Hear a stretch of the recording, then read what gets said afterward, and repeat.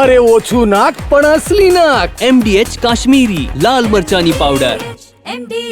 તો દેશમાં ચોમાસાની સ્થિતિને લઈને મહત્વના સમાચાર સામે આવી રહ્યા છે. 11 જૂન પછી ગતિ પકડશે ચોમાસું. હાલ ચોમાસું મહારાષ્ટ્ર, ગોવાની આસપાસ સ્થગિત થઈ ગયું છે.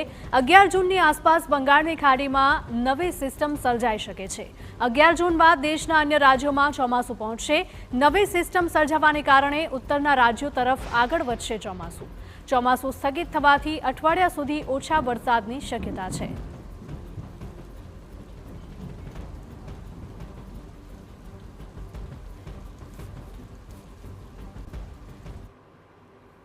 તો ગ્રાફિક્સથી તમને સમજાવીશ કે ચોમાસાની હાલ શું પરિસ્થિતિ છે, દેશના કયા વિસ્તારોમાં ચોમાસું અત્યારે પહોંચ્યું છે. અત્યારે અહીંયા જોઈ શકાય છે કે મુંબઈ સુધી ચોમાસું પહોંચ્યું છે. અહીંયા મહારાષ્ટ્રનો વિસ્તાર આવેલો છે અને મુંબઈમાં ચોમાસું સ્થગિત થઈ ગયું છે તેવા પણ સમાચાર છે.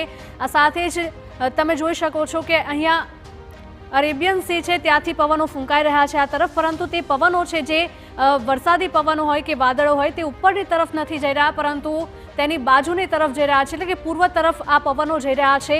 એટલે કે ચોમાસું ક્યાં અટક્યું છે તેની જો વાત કરવામાં આવે અને કઈ તારીખે ક્યાં ચોમાસું પહોંચશે તેની પણ જો આપને વાત કરીએ તો 15 જૂનની આસપાસ દક્ષિણ ગુજરાતની નીચેનો વિસ્તાર એટલે કે મુંબઈની આસપાસ જ ચોમાસું જોવા મળી શકે છે, પરંતુ 20 થી 25 જૂનમાં ગુજરાતમાં ચોમાસું પ્રવેશે તેવી શક્યતાઓ સેવવામાં આવી રહી છે અને 30 જૂન સુધીમાં સમગ્ર ગુજરાતને ચોમાસું આવરી લેશે તેવું પણ હવામાન વિભાગે આગાહી કરી છે. એટલે કે જ્યારે પણ કેરળમાં ચોમાસું પહોંચ્યું હતું ત્યારે હવામાન વિભાગે કહ્યું હતું કે ગુજરાતમાં પણ ચોમાસું આ વખતે વહેલું આવશે, પરંતુ ચોમાસું કેરળ અને દક્ષિણ ભારતમાં તો વહેલું આવી ગયું, પરંતુ જે ગતિથી આગળ વધવું જોઈએ અને ગુજરાતમાં પહોંચવું જોઈએ તે હજુ સુધી નથી પહોંચ્યું.